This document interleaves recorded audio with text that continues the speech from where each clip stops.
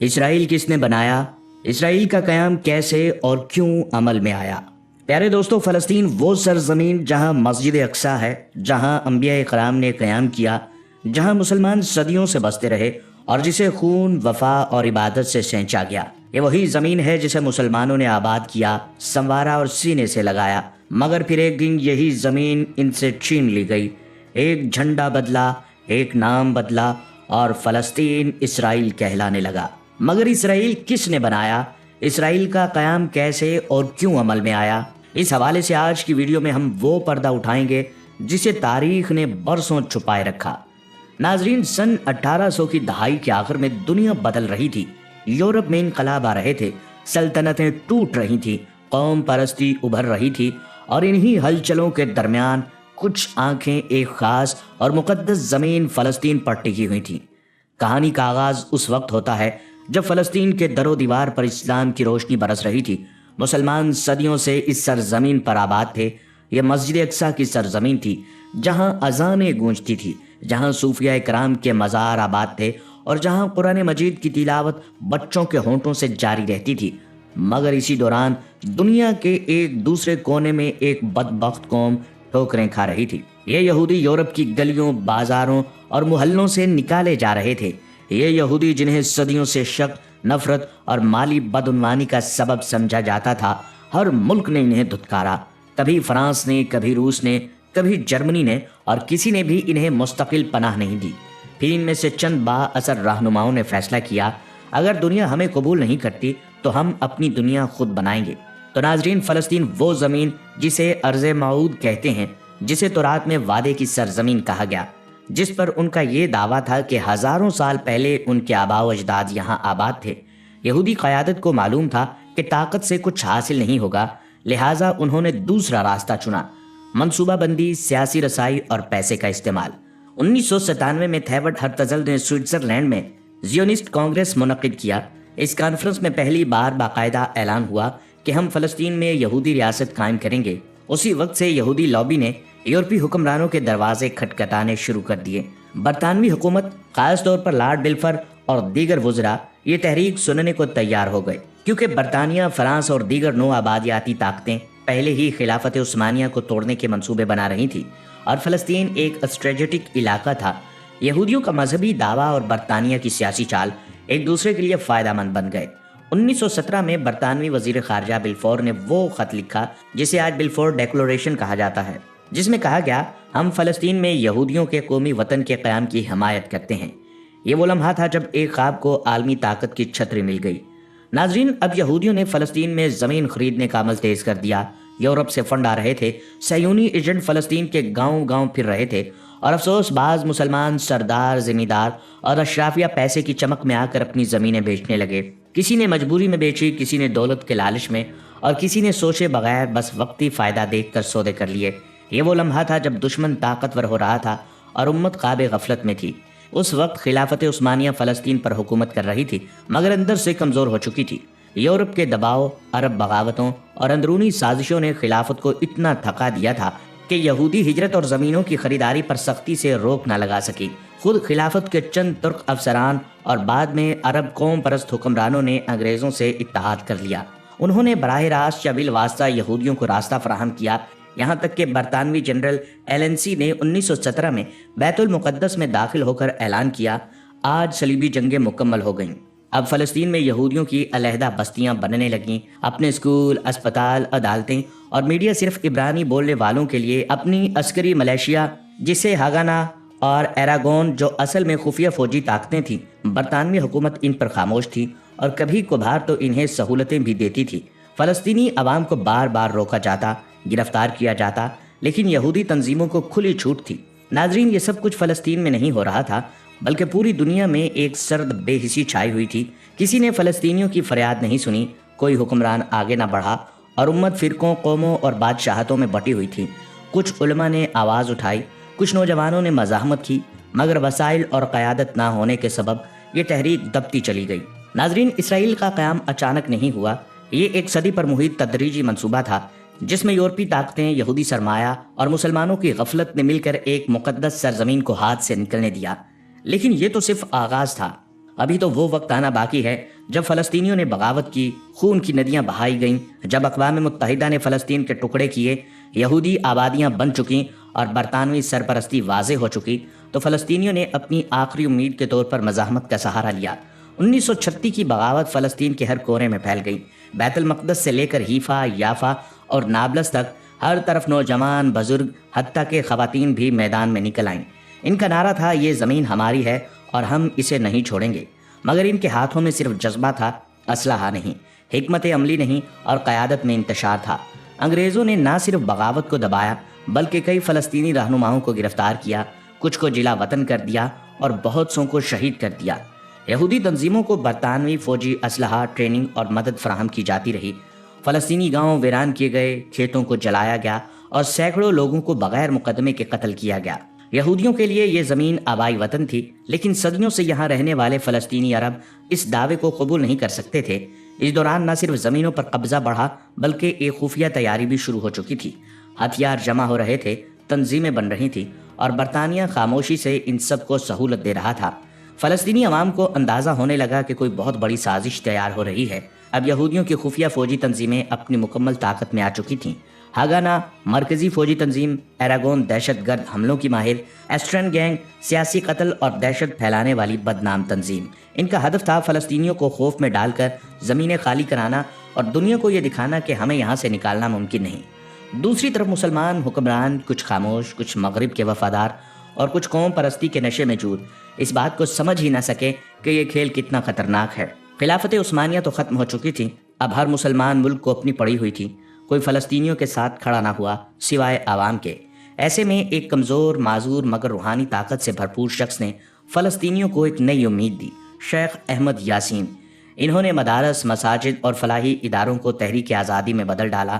ان کی سوچ تھی، ہمیں طاقت سے نہیں، اللہ پر بھروسے اور عوامی اتحاد سے لڑنا ہے۔ یہی سوچ آگے جا کر حماس کی بنیاد بنی۔ اب عالمی طاقتیں بھی کھل کر سامنے آ چکی تھیں۔ اقوام متحدہ نے 1947 میں فلسطین کو 2 ریاستوں میں تقسیم کرنے کی تجویز دی، ایک یہودی ریاست، ایک عرب ریاست، اور بیت المقدس کو بین الاقوامی زون۔ یہودیوں نے فوراً قبول کر لیا کیونکہ یہ ان کی منزل تھی، لیکن فلسطینیوں نے کہا، یہ ہماری زمین ہے، ہمیں تقسیم قبول نہیں۔ مگر اقوام عالم نے ان کی بات کو مسترد کر دیا۔ اب صہیونی قیادت سازش، قبضہ، قتل اور عالمی حمایت کے تمام مراحل مکمل کر چکی تھیں۔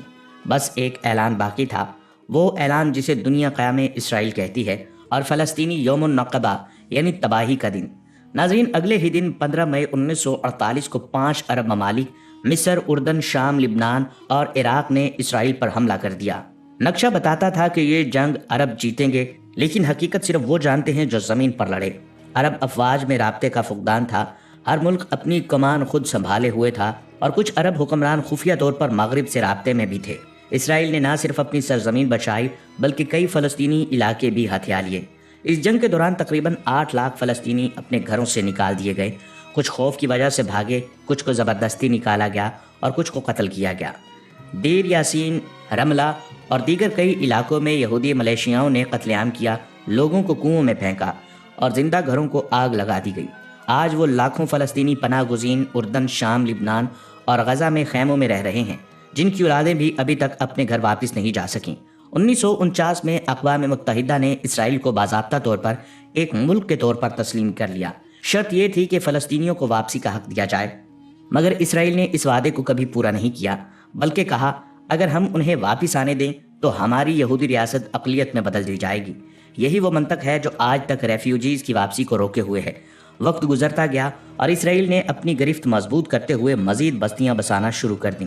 مغربی کنارے پر، مشرقی بیت المقدس پر، غزہ پر بار بار حملے کیے۔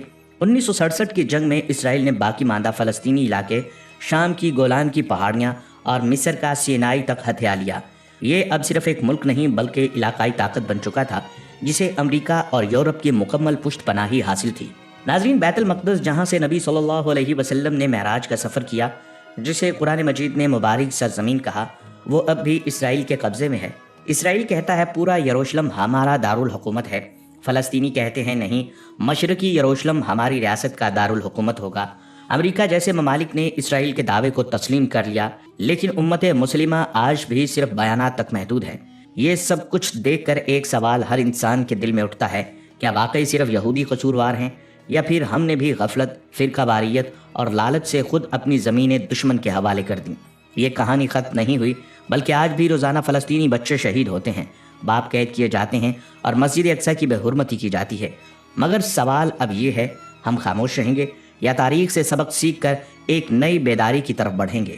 ناظرین، جب اسرائیل نے 1948 میں خود کو ریاست قرار دیا تو دنیا کے نقشے پر صرف ایک ملک نہیں ابھرا، ایک پوری قوم کے زخم کھل گئے۔ انہی زخموں میں سے ایک تھا غزہ کی پٹی۔ ناظرین، غزہ صرف ایک چھوٹا سا ساحلی علاقہ نہیں، یہ تاریخ کا وہ صفحہ ہے جسے ہر طاقتور سلطنت نے بار بار موڑنے کی کوشش کی ہے۔ تقریباً 4000 سال پرانی تاریخ رکھنے والا یہ علاقہ صدیوں سے حملوں، تباہ کاریوں اور قبضوں کی زد میں رہا۔ قدیم مصر، سکندر اعظم، رومی سلطنت اور پھر مسلمان سب اس زمین سے گزرے۔ حضرت عمر رضی اللہ تعالیٰ عنہ کے وقت میں عمر بن عاص کی قیادت میں مسلمانوں نے اسے فتح کیا اور تب سے یہ زمین اسلام کی تہذیب کا حصہ بنی رہی۔ جب مسلمانوں کی قیادت خلیفہ دوم حضرت عمر بن خطاب کے ہاتھوں میں تھی اور شام و فلسطین کی فتوحات کی مہم جناب عمر بن عاص کی سپہ سالاری میں جاری تھی، یہ 7ویں صدی عیسوی یعنی 638 کا زمانہ تھا، جب سلطنت روم کی کمزور ہوتی ہوئی گرفت کو توڑتے ہوئے اسلامی لشکر فلسطین کی سرزمین کی طرف بڑھا۔ حضرت عمر بن عاص یورپ کے نہایت دانا، بہادر اور دور اندیش سپہ سالار تھے۔ انہوں نے غزہ سمیت فلسطین کے ساحلی علاقوں کو فتح کیا اور یہاں نہ صرف اسلام کا پیغام پہنچایا بلکہ عدل و انصاف کی بنیاد پر ایک نیا سماجی نظام قائم کیا۔ رومیوں نے مزاحمت کی، لیکن حضرت عمر بن عاص کی حکمت اور اسلامی لشکر کی فکری اور روحانی طاقت کے آگے وہ زیادہ دیر ٹک نہ سکے۔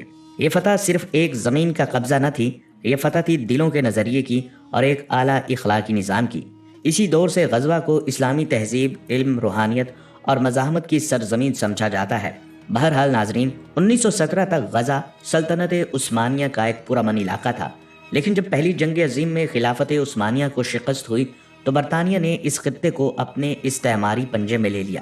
1919 کی پیرس امن کانفرنس میں جب فاتح یورپی طاقتوں نے پورے مشرق وسطیٰ کو بانٹنے کا منصوبہ بنایا تو ایک متحدہ عرب ریاست کے خواب کو کچل دیا گیا۔ غزہ 1920 سے برٹش مینڈیٹ کا حصہ بن گیا، ایک ایسا دور جو ظاہری طور پر سول انتظامیہ کا تھا، لیکن اصل مقصد فلسطین کو یہودی ریاست بنانے کی راہ ہموار کرنا تھا۔ 1947 میں اقوام متحدہ نے وہ فیصلہ کیا جو فلسطینیوں کی تقدیر کو خاک میں ملا گیا۔ فلسطین کو 3 حصوں میں بانٹ دیا گیا، 55% زمین یہودیوں کو، باقی عرب باشندوں کو، اور بیت المقدس ایک بین الاقوامی مینڈیٹ کے تحت۔ غزہ ان علاقوں میں شامل تھا جو عربوں کو دیے جانے تھے، لیکن یہ صرف کاغذ کی لکھی تقسیم تھی۔ اصل میں یہ منصوبہ ایک قوم کی جڑیں کاٹنے کا آغاز تھا۔ 14 مئی 1948 کو اسرائیل نے خود کو ریاست قرار دیا اور اسی لمحے پہلی عرب اسرائیل جنگ بھڑک اٹھی۔ ہزاروں نہیں لاکھوں فلسطینی بے گھر ہوئے، اپنے دیہات چھوڑ کر جان بچاتے ہوئے بھاگے اور ان میں سے کئی غزہ کی پٹی میں آ کر آباد ہو گئے۔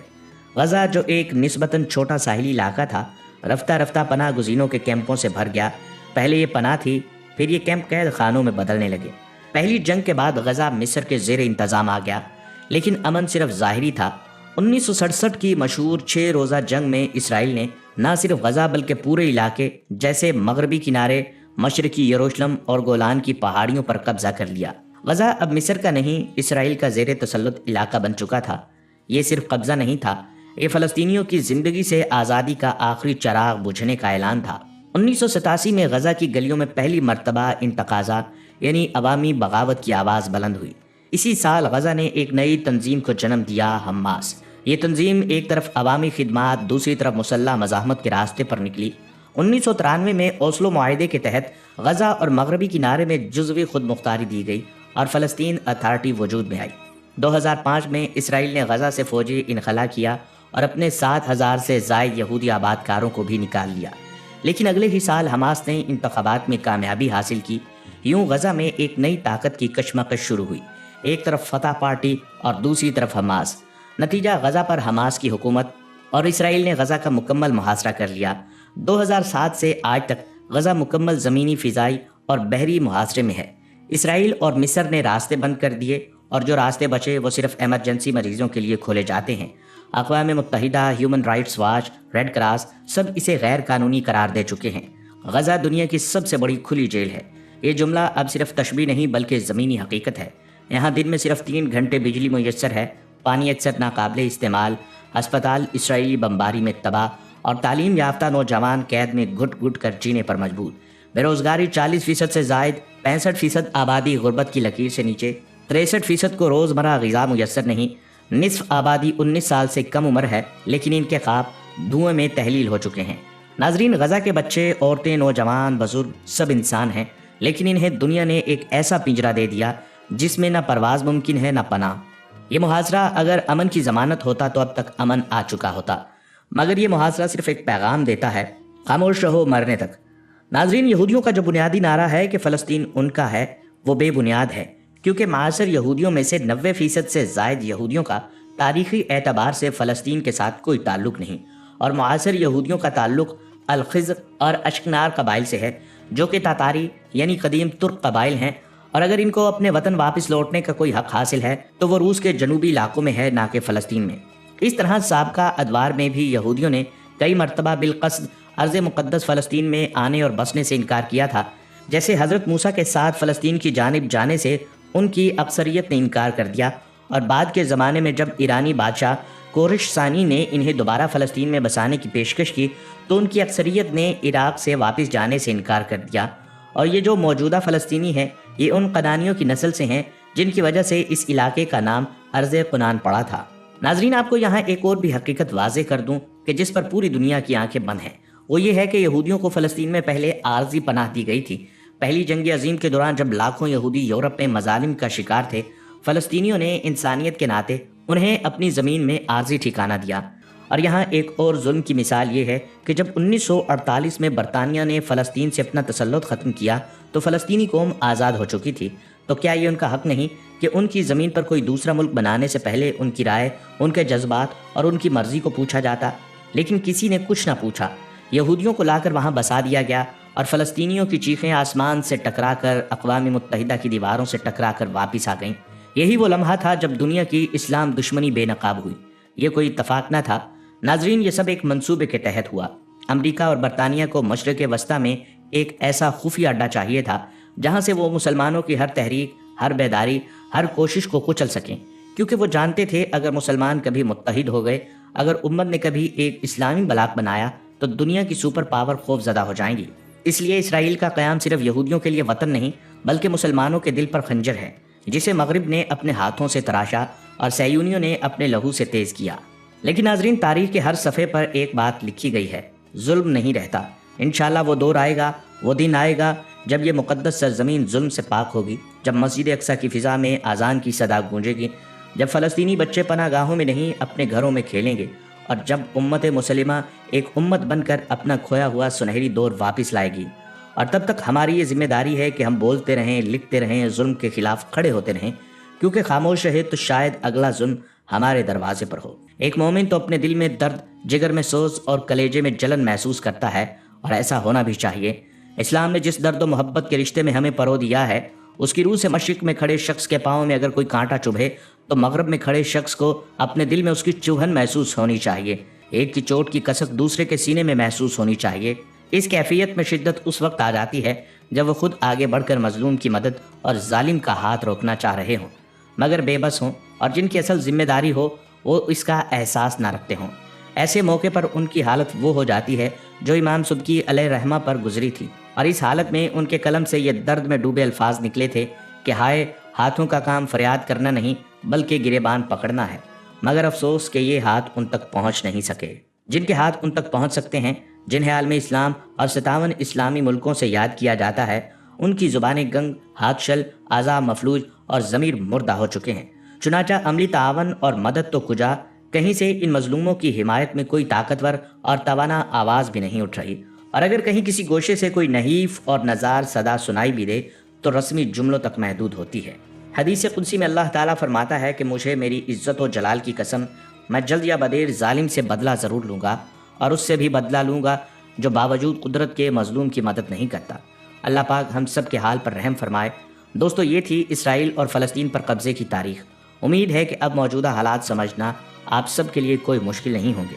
और इस वक्त जो सबसे अहम चीज़ है वो फ़लस्तीनी बहन भाइयों से इज़हार यकजहती करना, उनकी हर मुमकिन मदद करना, ग़िज़ा और अद्वियात की फ़राहमी और इसराइली मसनूआत का बाइकाट। یہ وہ اہم اور ضروری چیزیں ہیں جو ہم مسلم ممالک کے مجبور عوام کر سکتے ہیں اور اس میں کوئی روک ٹوک نہیں۔